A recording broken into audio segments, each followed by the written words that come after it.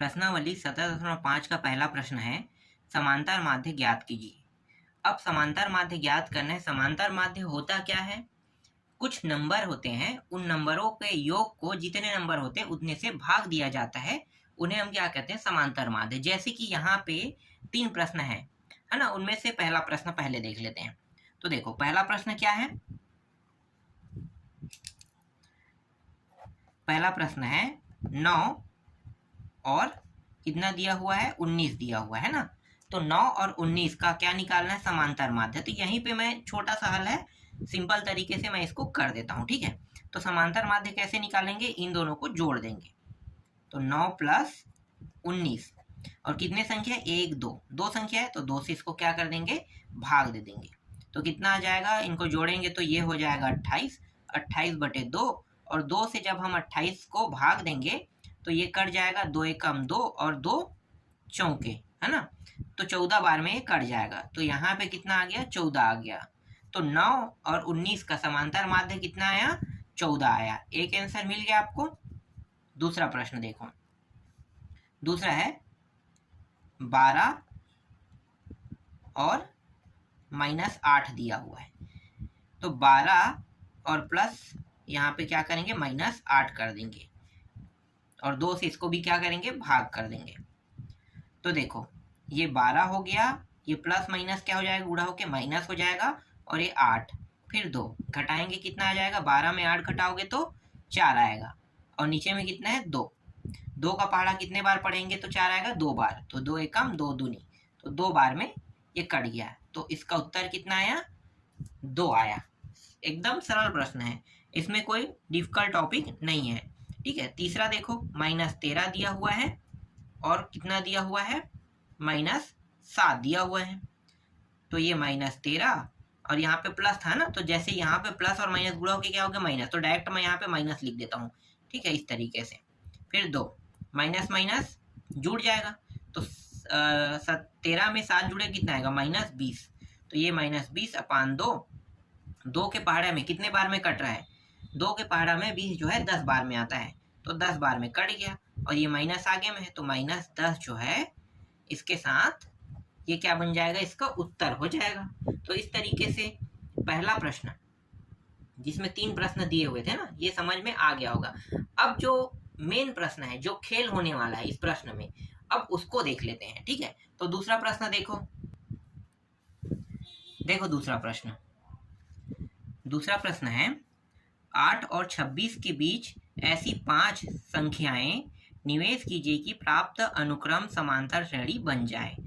तो हमें क्या बनाना है इस प्रश्न, मतलब हमें क्या बताना है इस प्रश्न में कि इन दोनों के बीच 5 संख्या पहले लेना है और उन्हीं 5 संख्याओं का हमें क्या निकालना है? जो इनके बीच में जो नंबर आएगा उनको हमें निकालना है। इनका कहने का मतलब यही है, ठीक है। तो पहले हम क्या करेंगे? ये जो दोनों नंबर है, इनमें से पहले नंबर को हम पहले लिख लेते हैं, ठीक है। तो हल करते हैं। तो हल में हम पहले नंबर ले लेते हैं 8 को, ठीक है। अब 5 नंबर हमें क्या करने हैं? देखो 5 संख्याएं निवेश कीजिए कह रहा है, इसका मतलब ये 8 और 26 के बीच में हमें 5 संख्या रखना है, ठीक है। मतलब 5 जो संख्याएं हैं उनको लेना है। तो कौन सा संख्या हमें तो पता नहीं है, तो हम उनको क्या करेंगे? उन पांचों को मानेंगे। तो पांचों को मानेंगे तो A1 एक को मान लेते हैं, एक को A2, एक को A3, एक को कितना मानते हैं? A4 और एक को A5, है ना। तो 5 संख्याएं हमें निवेश करना है, मतलब 5 संख्या रखना है। तो देखो A1 A2 A3 A4 A5 रख देते हैं, ठीक है। और ये 8 और 26 के बीच में है, तो अंतिम संख्या क्या हो जाएगा? 26। तो इस तरीके से ये 26 हो गया, ठीक है। समांतर श्रेणी है, समांतर श्रेणी है, इस तरीके से हम इसको लिख लेते हैं, ठीक है। प्रथम संख्या क्या है?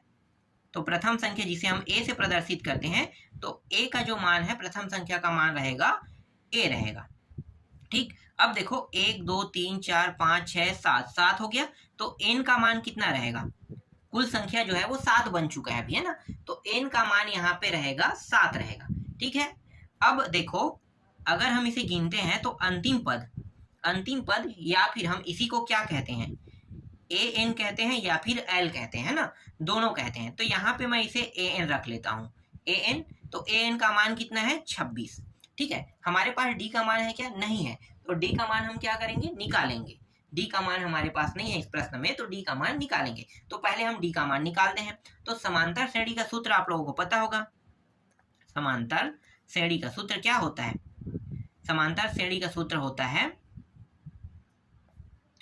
ए एन बराबर ए प्लस एन माइनस 1 डी, ये होता है ना। बस इसी सूत्र में हम क्या करेंगे, मान को रखेंगे। तो ए का मान कितना है? ए का मान है 8, एन का मान कितना है भाई 7 माइनस 1, और डी का मान हमें पता नहीं क्योंकि यही हमें निकालना है। लेकिन हमारे पास एन का मान है, तो एन का मान कितना रखेंगे 26। तो देखो इसके सीध में ये, इसके सीध में ये, इसके सीध में ये और इसके सीध में ये, तो सभी के सभी मान अपने अपने सीध में है। अब ये जो 8 है इसको पहले हम इस साइड लेके आ जाते हैं। तो 8 जो है ये 26 के साइड आएगा तो क्या होगा, प्लस में था, और प्लस से अगर एक साइड से दूसरे साइड में आता है जहां पे बराबर दिया हो, देखो बराबर दिया है और बराबर के अगर इस साइड में आता है तो क्या होता है, वो चिन्ह जो है परिवर्तन हो जाता है। यहाँ पे इसके आगे में प्लस लगा इसलिए ये माइनस हो जाएगा, तो ये घट रहा है ना। अब यहाँ पे 7 और 1 इसको घटा भी देते हैं तो कितना हो जाएगा 6, और 6 के साथ एक गुणा होगा डी, तो 6d रहेगा। अब इन दोनों को घटाओ तो घटाने पे कितना आएगा, घटाने पर ये आ रहा है 18 और ये रहा 6d, 6 कम 6 तिया कट गया, तो d का मान कितना आया, d का मान यहाँ पे हमें प्राप्त हुआ 3। तो देखो इस तरीके से d का मान प्राप्त हो गया ना। जब हमारे पास d का मान आ जाता है तब हम क्या करेंगे, d का मान आने पर हम आसानी से a1, a2, a3, a4, a5 का मान हम आसानी से निकाल सकते हैं। कैसे निकालेंगे, देखो a1 का मतलब क्या है, a1 का मतलब ये है, मैं आपको यहाँ पे थोड़ा सा बता देता हूँ ना। देखो जब आप समांतर श्रेणी में a का मान जो n का मान है 1 रखोगे तो a प्लस n का मान 1 माइनस 1 माइनस 1 और ये d और ये d, यहाँ पे एक चीज गलत है ना, ये 2 रहेगा, ध्यान देना, क्योंकि ये a1 है, इसके आगे में एक पद और था है ना, तो वो 1 बन चुका था। ये कौन सा पद है, दूसरा पद है। तो ये हमेशा क्या करेगा, जब भी हम 1 लिखेंगे तो ये दूसरा पद को प्रदर्शित करेगा। तो ये a प्लस ये घट के 1d, तो ad, ठीक है। तो ये इतना आएगा, ध्यान देना। तो ये a1 का मतलब क्या है, a प्लस d है, ठीक है। तो हर बार क्या होगा, जब 1 कहा जाएगा तो आपको क्या करना है, देखो ये 2 को प्रदर्शित करेगा, n के जगह में 2 रहेगा, ठीक है। जब मैं 2 रखूंगा तो n के जगह में कितना आ जाएगा, n के जगह में 3 हो जाएगा, तो a प्लस 2, 3 में 1 घटाओ कितना होगा 2, तो 2d, ठीक है। तो a2 का मान कितना हो जाएगा, a प्लस 2d, ठीक है। इस तरीके से फिर a3 का मान कितना हो जाएगा, अब आपको पता चल गया कि लगातार जो है यहाँ पे d पे ही क्या होगा, वृद्धि होते जाएगा ना। तो a प्लस 3d, फिर a4 करेंगे तो a प्लस 4d, फिर a5 करेंगे तो a प्लस 5d, ठीक है। हमेशा a1, a2, a3, a4, a5 जब निकालोगे तो आपको ये पता रहेगा कि a2 जो है ये n का दूसरे मान से प्रदर्शित करता है, ये तीसरा है, एक कम बताता है। हालांकि हम इसे a1, a2 रखे हैं है ना, लेकिन ये है दूसरा पद, ये तीसरा, चौथा, पांचवा, छठवा, इस तरीके से आप गिन सकते हो कि ये छठवा पद है। इसीलिए जब हम इस तरीके से निकालेंगे तो जब हम a1 का मान निकालेंगे तो वहां पे हम यहाँ पे 1 ना रख के इसको 1 बढ़ा के रखेंगे। इसको आपको याद रखना है। मैंने आपको पूरा समझा दिया, ये बात अब आपको क्लियर हो गया होगा कि a1 जब रखते हैं, a1 के लिए निकालते हैं तो a प्लस d आता है, जैसे मैंने यहाँ पे आपको निकाल के बताया। अगर मैं a2 करूंगा तो ये 2 है, मतलब n का मान 3 रहेगा क्योंकि ये तीसरा पद में है। देखो आपको यहाँ पे देखना चाहिए, पहला पद, दूसरा, तीसरा है ना। तो ये पहला पद हो गया, तो n का मान 1, n का मान 2, n का मान 3, n का मान 4, n का मान 5 और n का मान कितना रहेगा 6, छठवां पद में ये बैठा है। इसीलिए जब हम इसको हल करेंगे तो ये कुछ इस प्रकार से होगा, ठीक है। जो यहाँ पे आया है नंबर, ये इसी प्रकार के नंबर को प्रदर्शित करेगा, ठीक है। अब यहाँ पे बगल में कर देते हैं, a का मान कितना है 8 है, 8 रख दिए। d का मान कितना आया है, 3 आया है, रख देते हैं। कितना होगा, 8 और 3 कितना हो गया भाई, 8 3 11। तो यहाँ पे आ गया a1 का मान कितना आ गया 11, ठीक है। 1 निकल गया 11। फिर a का मान फिर से 8 रखेंगे और 2d है ना, तो 2 गुणित 3 कर देंगे तो कितना हो जाएगा 8 और ये 6, 3 दूनी 6, 6 और प्लस 8 कितना हो जाएगा 14। तो ये आ गया 14, दूसरे का भी निकल गया। तीसरा देखो 8 प्लस 3 गुड़ी 3 कितना हो गया, 3 तिया 9 और 8 दोनों को जोड़ दो तो कितना हो गया 17, तो ये आ गया 17 तीसरे का। चौथा का देखो 8 प्लस 4 गुड़ी 3 12 और 8 कितना होता है 20, तो 20 हो गया ये। इसके बाद 8 प्लस 5 गुड़ी 3 5 तिया 15 और 8 कितना होगा 23, तो ये आ गया 23। तो इस तरीके से A1 का मान 11, A2 का मान 14, A3 का मान 17, A4 का मान 20 और A5 का मान 23 आया।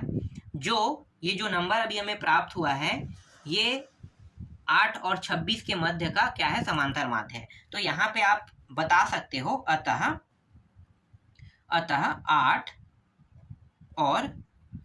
8 और कितना 26 के मध्य 5 समांतर माध्य क्या क्या है, 11 14 17 20 और 23 है। क्लियर हुआ? देख लो 8 और 26 के बीच, मतलब 8 और 26 के बीच में यही नंबर आएगा ना, बिल्कुल। तो ये क्या हो गया, ये इसका उत्तर होगा। तो इस तरीके से प्रश्न दूसरा को हमने बनाया है ना। अब प्रश्न जो तीसरा है वो भी सेम टू सेम बनेगा। तो प्रश्न तीसरा अगर सेम टू सेम बनेगा तो मैं उसको आपको बना के नहीं बताऊंगा, क्योंकि वो एकदम सेम टू सेम बनेगा, जैसे ये बना है वैसे ही बनेगा। तो हम डायरेक्ट ना प्रश्न क्रमांक चौथा में जाने वाले हैं। तो मैं आपको एक बार प्रश्न क्रमांक 3 दिखा देता हूँ। देखो प्रश्न क्रमांक 3 कितना है, 4 और 29 के मध्य 4 समांतर माध्य को ज्ञात कीजिए कह है ना। तो 4 समांतर माध्य आपको क्या करना है, ज्ञात करना है। इससे पहले वाले में 5 था, इसमें आपको A1 से लेके कितना तक रखना है, A4 तक के रखना है ना, A4 तक ही रखना है। तो जैसे दूसरा प्रश्न बना है सेम टू सेम ये तीसरा भी बनेगा। तो इसमें मेरे हिसाब से आपको कोई भी प्रॉब्लम नहीं होगा बनाने में। जैसे मैंने दूसरा को बनाया है वैसे ही आपको तीसरा बनाना है। अगर आपको समझ में नहीं आता है तो एक बार फिर से दूसरा प्रश्न देखना, फिर बनाने की कोशिश करना, आसानी से तीसरा प्रश्न बन जाएगा। चलो अब प्रश्न क्रमांक 4 को देखते हैं। देखो चौथा प्रश्न, 2 और 16 के मध्य 6 समांतर माध्य ज्ञात कीजिए, दर्शाइए कि इनका योगफल संख्याओं 2 और 16 के समांतर माध्य का 6 गुना है।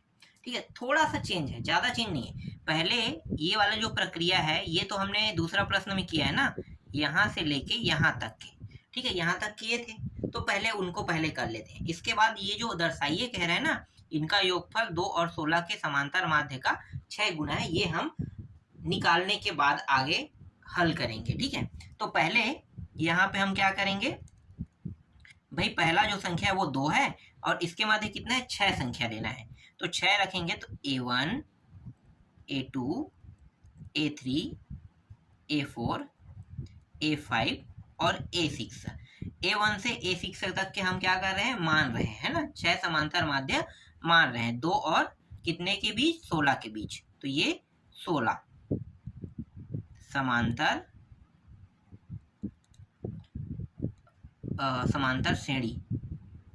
समांतर श्रेणी है। ठीक, तो A का मान कितना रहेगा, पहला पद A का मान रहता है, तो A का मान कितना हो गया 2। ठीक, इसके बाद A के मान के बाद 1 2 3 4 5 6 7 8, तब निकल जाएगा हमारे पास जो N का मान है वो कितना आ जाएगा, 8 आ जाएगा। तो 8 तक के जा रहा है, मतलब N का मान कितना है 8। और किसका मान दिया हुआ है, AN का मान दिया है कितना है 16। D का मान दिया है क्या, नहीं। तो सबसे पहले क्या करेंगे, D का मान निकालेंगे। तो D का मान समांतर श्रेणी के जो सूत्र होता है उससे हम निकालते हैं। तो समांतर श्रेणी का सूत्र क्या है, AN बराबर A प्लस N माइनस 1 और D।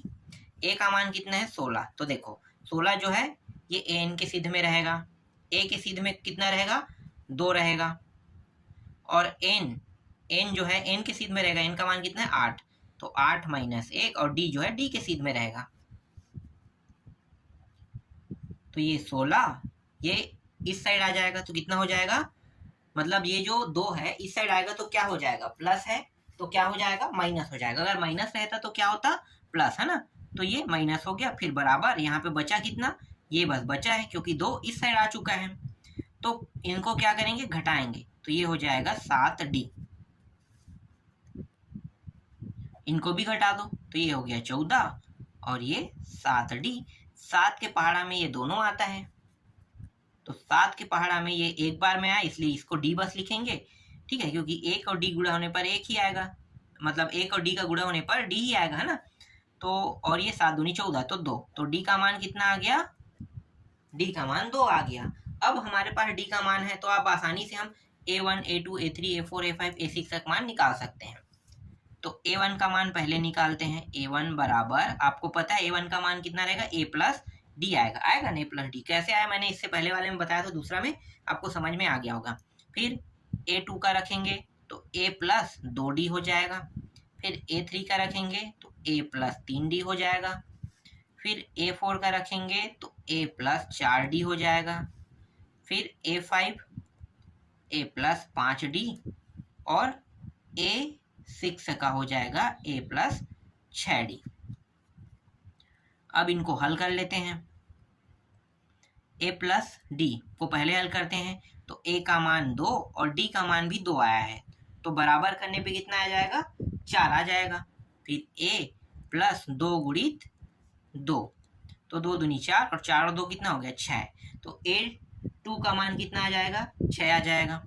फिर 2 गुणित 3 गुणित 2, तो 3 दूनी 6 और 2 8, 8 आ गया। A3 का मान 2 प्लस 4 गुणित 2, तो 4 दूनी 8 और प्लस 2 10 हो जाएगा।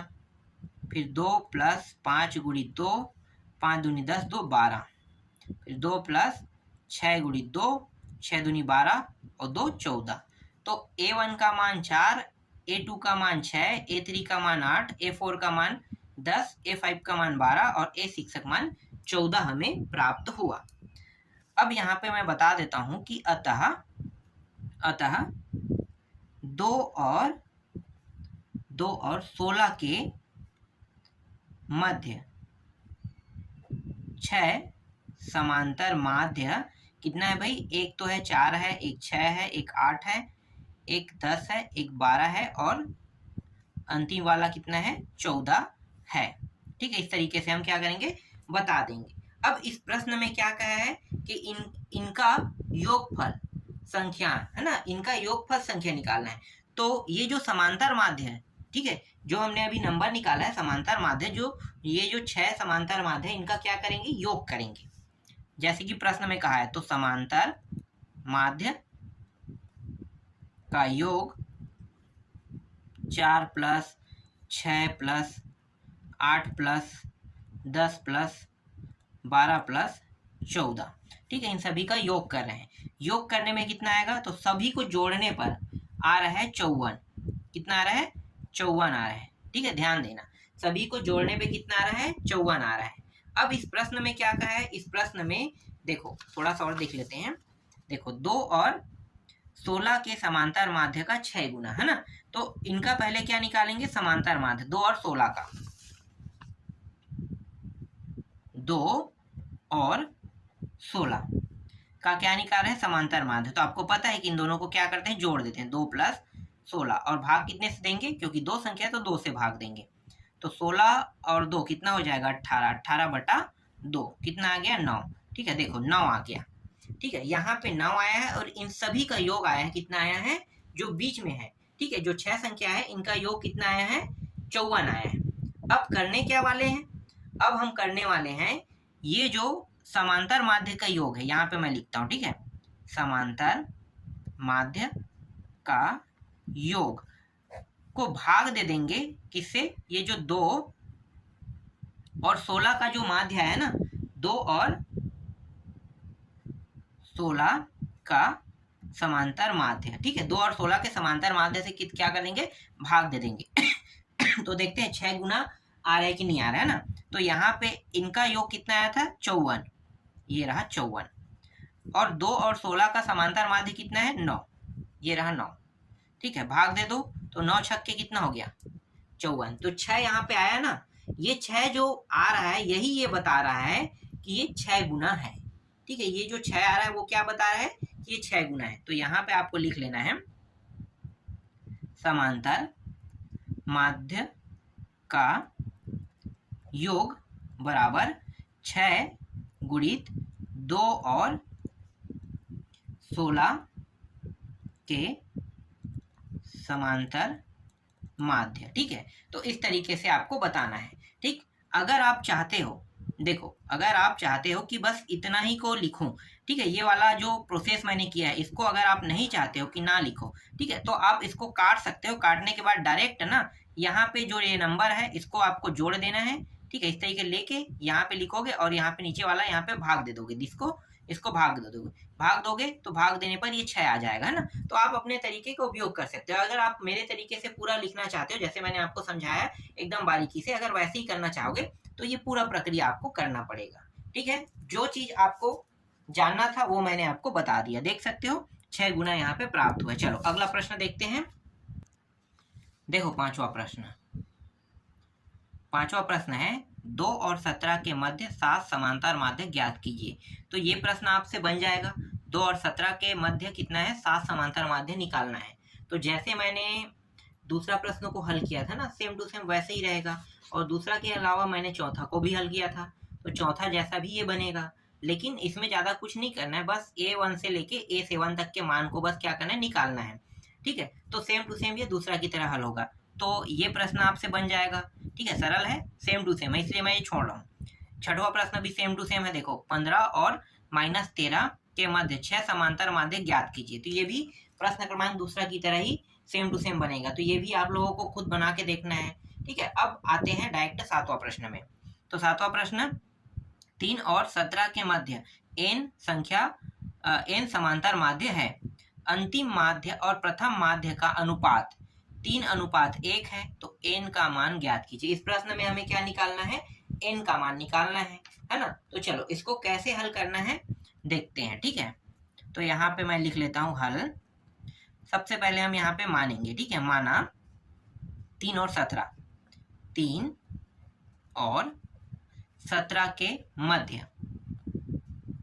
मध्य कितने संख्या लेना है भाई, यहाँ पे कितना बताया है, मध्य जो संख्या वो n समांतर माध्य रहेगा, मतलब n तक के जाएगा। मतलब आप ये नहीं कह सकते कि ये कितना है, अनंत तक के भी हो सकता है। इसलिए हम क्या करेंगे, यहाँ पे A1 A2 इस तरीके से A3 तक के लिख देंगे। A1 A2 A3 इतना काफी है। ठीक है, इसके बाद अंतिम जो रहेगा वो हमारा कहाँ तक रहेगा, AN तक के, मतलब ये AN। ठीक है, AN क्या है, n माध्य है ना।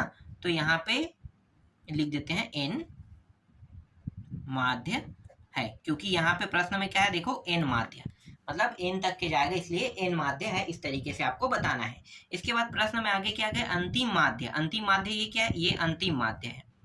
ठीक है, ये अंतिम माध्य है। अंतिम माध्य और प्रथम माध्य का अनुपात। ठीक है, अंतिम माध्य और प्रथम माध्य का अनुपात, तो जो हमने अभी माना है ना उसमें ही आपको बताना है। ठीक है, अंतिम माध्य ये हो गया और ये प्रथम माध्य हो गया। जो हमने माना है वो मान क्या है, A1 से AN तक की, है ना। तो ये हो गया आपका अंतिम और ये हो गया आपका प्रथम। ठीक है, मानने वाले पे बताना है आपको। ठीक है, ये मत कहना कि ये तीसरा जो है ये पहला माध्य है। आपको पता है कि ये पहला प्रथम पद है, लेकिन आपने इसको माना नहीं है। माना किसको है, A1 से लेके AN तक के माना है। तो अंतिम माध्य आपका हो गया AN और प्रथम माध्य हो गया आपका A1 का अनुपात कितना है, 3:1 है। तो यहाँ पे आपको बताना है कि AN अपान A1 का अनुपात कितना है, 3:1, यही है ना। तो 3:1 है। इसको आप चाहो तो किसी समीकरण का नाम दे सकते हो, समीकरण 1 दे देते हैं। ठीक है, तो ये क्या है, ये समीकरण 1 है। ठीक, अब इसके बीच में ये जो अभी हमने माना है इनको इनके बीच में रख लेते हैं। तो 3 A1 A2 A3 ये आगे बढ़ते जाएगा, है ना, अनंत तक के।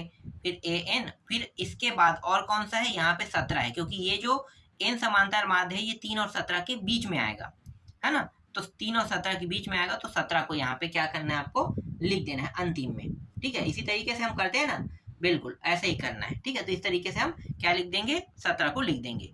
इसके बाद यहाँ पे समांतर श्रेणी, ये क्या बन गया, समांतर श्रेणी बन गया, तो समांतर श्रेणी है। ठीक है, इस तरीके से समांतर श्रेणी है। अब यहाँ पे ये जो 3 है, इसमें 1 घटाओगे कितना हो जाएगा, 3 में 1 घटाओगे तो 2 आएगा ना, 3 में 1 घटाने पर 2 आ जाएगा। तो यहाँ पे और क्या लिखना है आपको, और जिसमें n जो है, n के साथ मैं क्या करूंगा, ये जो घटाऊंगा ये 2 को मैं लिखूंगा, जिसमें n के साथ किसको जोड़ दूंगा, 2 को, तो n प्लस 2 पद है इस तरीके से। ठीक है, ये कहाँ से आया, 2, इसको घटाया तो यहाँ पे आ गया 2, आ गया ना 2, तो घटाने पर ये आ गया 2 आ गया, और ये n जो है n तक के जा रहा है, तो n प्लस 2वां पद इसमें मौजूद है। अब हम क्या करेंगे, जो हल करेंगे वो n प्लस 2वां पद के लिए हल करेंगे। जो हमारे पास ये n प्लस 2 आया है, इसी के लिए हम क्या करने वाले हैं, हल करने वाले हैं। तो यहाँ पे आप लिख सकते हो कि n प्लस 2वां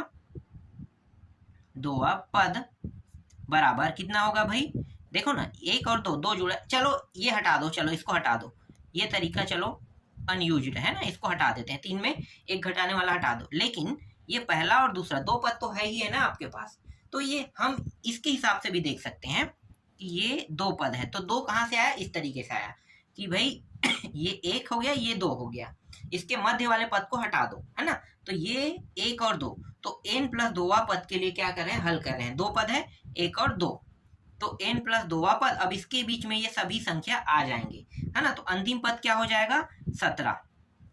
ये इस तरीके से अंतिम पद क्या हो गया, 17 हो गया, तो इस तरीके से 17 लिख देंगे। अब आगे इसको हल करो, तो n प्लस 2वां पद, इसका मतलब क्या है कि a प्लस, इसको बड़ा कोष्टक में लिखो, फिर n प्लस 2, फिर -1 बड़ा कोष्टक बंद, फिर d बराबर 17, इस तरीके से हल करेंगे। ठीक है, क्योंकि जहां पे n रहेगा उसकी जगह पे क्या रखेंगे, n प्लस 2वां पद के लिए करेंगे तो n प्लस 2 रखेंगे। फिर आगे हल करो, तो a प्लस, ये हो गया n, ये 2 और 1 घट के कितना हो जाएगा, 1, तो ये 1 आ गया कोष्टक के अंदर। अब d लिख दो, है ना, कोष्टक बंद करके d लिख देंगे, ये 17। यहाँ पे a के मान को रख देते हैं, तो a का मान कितना है भाई, 3 हमने रख दिया। हमारे पास n का मान है क्या, है तो रखेंगे, नहीं है तो नहीं रखेंगे, है ना, तो ना तो हमारे पास n का मान है और ना ही हमारे पास d का मान है, तो जैसा वैसा लिख देते हैं।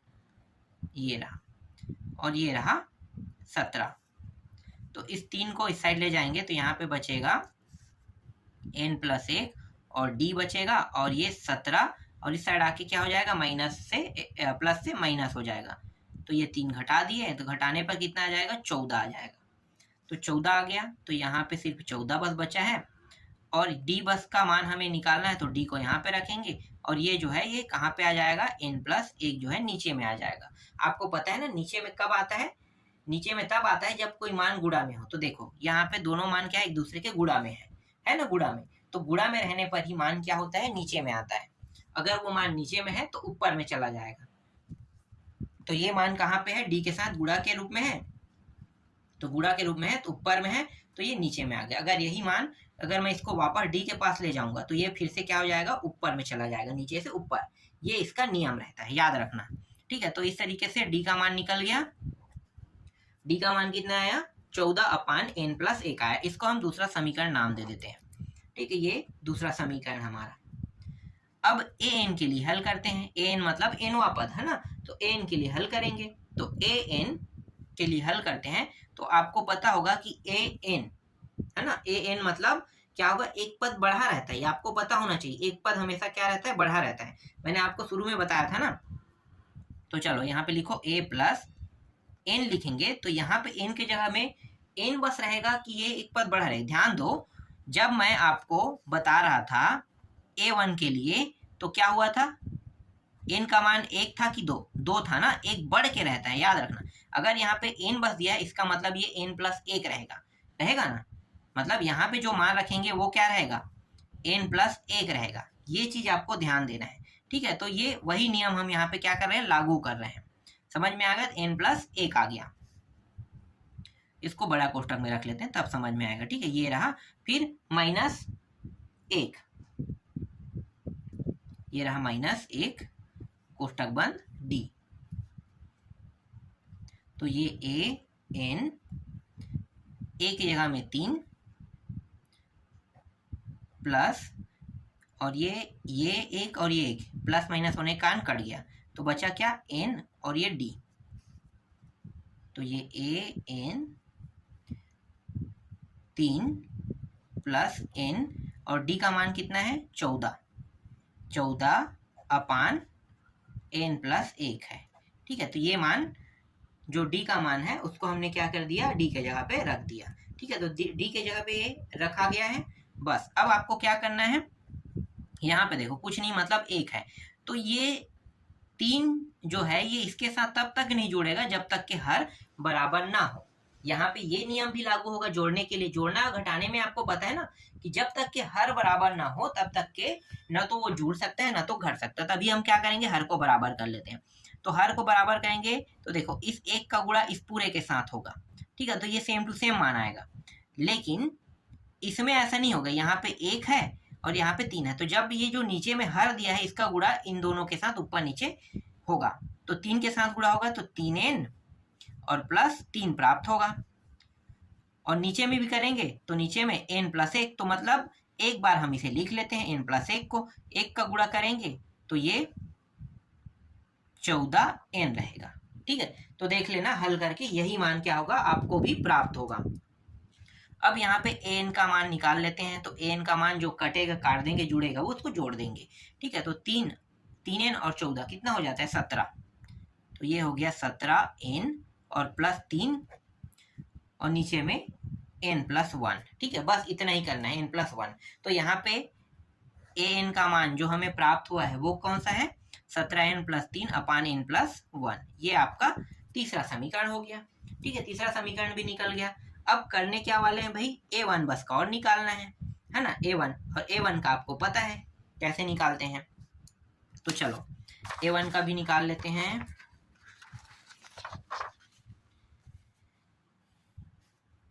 a1, तो a1 का मान रहेगा a प्लस n के जगह में कितना रहेगा, 1 रहेगा। तो मैंने आपको क्या बताया था कि एक ज्यादा ही रहता है हमेशा, 2 माइनस 1 और d, यही रहेगा ना। तो ये हो गया, a के जगह में हमें रखना है, कितना रखना है, 3 रखना है, क्योंकि इसमें a का मान 3 दिया हुआ था। ठीक है, इसको घटाएं, कितना है, 1 और 1 और d, तो d के जगह पे मान रख दें तो यहाँ पे नीचे में रख देता हूँ 3 प्लस d का मान अभी हम रख देते हैं। तो d का मान यहाँ पे रखेंगे, कितना आया था, निकाले थे तो 14 प्लस n माइनस नहीं n प्लस 1, इतना ही था ना, 14 और अपान n प्लस 1। अब यहाँ पे देखो, यहाँ भी वही नियम लागू होगा, फटाफट कर देते हैं। तो 3n प्लस 3 प्लस 14 और ये हो गया n प्लस 1। तो a1 का मान आ जाएगा, यहाँ पे 3n रहेगा, इन दोनों को जोड़ेंगे तो ये हो जाएगा 17। तो ये आ गया 17 और ये रहा n प्लस 1। ठीक है, तो a1 का मान इतना प्राप्त हुआ। ठीक है, इसको चौथा समीकरण नाम दे देते हैं। ठीक है, चौथा समीकरण भी निकल गया। अब पहला समीकरण में क्या करेंगे, मानों को रखेंगे। जो हमारे पास जो a1 का मान आया है उसको हम पहला समीकरण में रख देते हैं, और an का मान जो आया है उसको भी हम पहला समीकरण में रख देते हैं। तो यहाँ पे लिखो, समीकरण 1 में an और a1 का मान रखने पर, ठीक है, रखने पर, तो पहला जो समीकरण था वो क्या था, an अपान a1, यही था ना, और 3 अपान 1 था। तो an की जगह में हम रखेंगे, तो an के जगह में रखते हैं। तो an का जो मान आया था वो कितना था, an का मान था 17n प्लस 3 अपान n प्लस 1, यही था। ठीक है, ये इसका मान हो गया। फिर बटा लगा दो फिर से। अब a1 का मान लिखो, तो a1 का मान देखो यहाँ पे है ना, तो इसको लिख लेते हैं 3n प्लस 17 अपान n प्लस 1, और ये रहा 3 अपान 1, ऐसा। ठीक है, अब यहाँ पे देखो नियम क्या कहते हैं, अगर 4 पद हो तो पहला और चौथे का गुणा और दूसरा और तीसरे का गुणा, ऐसा ही होता है ना, नियम यही कहते हैं कि पहले और चौथे का गुणा और दूसरा और तीसरे का गुणा। और जो थोड़ा बहुत जानकार है उनको पता है कि डायरेक्ट क्या करना है, इन दोनों को कटा देना है। कैसे कटेगा आपको पता है, लेकिन यहाँ पे मैं अभी आपको कटा के दिखाया हूँ ना, लेकिन मैं आपको नियमता बताता हूँ कि ये कटता कैसे है। तो पहले पहला और चौथे का गुणा करो। जो लोग नहीं जानते उनको मैं बता देता हूँ। हालांकि आप सभी को पता होगा कि ये कटा कैसे, क्योंकि अगर आप गणित लिए हो कक्षा 11वीं में तो आपको हर एक जानकारी पहले से पता होगा कि ये नियम क्या होता है ना। जो गणित नहीं लिया है, जैसे 10वीं तक के होते हैं, कई लोग ना 10वीं तक के गणित लेके आगे कक्षा में गणित नहीं लेते क्योंकि वो उन्हें ज्यादा गणित नहीं आता है। लेकिन जो गणित जानते हैं, अगर 11वीं में गणित लिए तो उनको नियम कानून पूरा पता रहता है। इसलिए ज्यादा हम लोग ना 11वीं में समझाते नहीं है, क्योंकि नियम कानून सब पता रहता है। 10वीं तक पूरा बताना पड़ता है, डिटेल टू डिटेल। ठीक है, तो ये पहला और चौथे का गुणा ना, तो पहला ये हो गया, गुणित लगा दो। चौथा पद कौन सा है, एन, एन प्लस 1। देखो पहला और चौथा गुणा है, ठीक है। उसके बाद दूसरा, ये दूसरा मैंने नीचे में लिखा, और तीसरा यहाँ पे इसके साथ गुणा करूंगा, तो 3 प्लस ये 17। तो ये नियमता देखो इस तरीके से कटा है। तो जो लोग ना जानकार हैं उन्हें पहले ही पता है कि ये दूसरा और तीसरा कट जाएगा। तो जैसे मैंने यहाँ पे दूसरा और तीसरा को पहले ही काट दिया है, तो बचेगा क्या, ये दोनों, है ना, यही दोनों बस बचेगा। तो डायरेक्ट जो है हम लोग क्या करते हैं, ऐसे ही करते हैं, डायरेक्ट काट देते हैं अपना समय बचाने के लिए। और ये दूसरा मतलब ये जो पहला और जो तीसरा बचा है उसको हम लिख देंगे 3 प्लस 17, 3/1, इस तरीके से क्या करेंगे, लिख देंगे। ठीक है, तो इस तरीके, ये एन है, सॉरी ये एन है, ठीक, इस तरीके से लिख देंगे। अब क्या होगा, ये जो एक है इसके साथ ये गुणा हो जाएगा, है ना, और ये इसके साथ गुणा हो जाएगा। मतलब ये जो नीचे के मान है हमें नीचे से हटा के दोनों को एक सीध में लाना है। तो एक सीध में लाते हैं तो एक का गुणा होगा इस पूरे पद के साथ, तो सेम टू सेम मान आएगा, देख सकते हो सेम टू सेम आया। अब इसका जो है ये बस थोड़ा बदलेगा, तो 3 तिया 9, 9 एन हो गया, 17 गुणित 3, 17 तिया कितना होता है, 17 तिया 51। ठीक है, ये 51 आ गया। अब ये जो 9n है इसको इस साइड ले आते हैं, तो 17n माइनस 9n, इस साइड आके क्या हो गया, ये प्लस था तो माइनस हो गया, है ना। अब यहाँ पे 51, इसको उस साइड ले जाते हैं, नंबर वाला है तो इसको भी जब हम उस साइड ले जाएंगे क्या होगा, ये प्लस से माइनस हो जाएगा। अब आगे हल करो, तो ये आ जाएगा 8 आ जाएगा, 8n, और ये आ जाएगा घटेगा तो 48, ठीक है 48। अब यहाँ पे देखो 8 एकम 8 छक्के 48, तो n का मान कितना आ गया, 6 आ गया। यही हमें क्या करना था, इस प्रश्न में निकालना था। तो इस तरीके से n का मान 6 प्राप्त हो गया। और ये जो n का मान है इसको भी हम यहाँ पे पूरा लिख देते हैं भाई। अतः 3 और 17 के मध्य ये जो 6 है, ये क्या है, 6 समांतर माध्य, ये बता रहा है समांतर माध्य है। ठीक है, यही हमें क्या करना था, निकालना था। तो जो n का मान अभी हमने निकाला है वो n का मान 3 और 17 के मध्य, जो 6 समांतर माध्य है वो इनका मान है। ठीक है, ये समझ में आ गया आपको। ठीक, तो अभी मैं आपको सिर्फ 7वां तक की प्रश्न बताऊंगा, बाकी जो प्रश्न बचा है उसको मैं आपको नेक्स्ट वीडियो में बताऊंगा।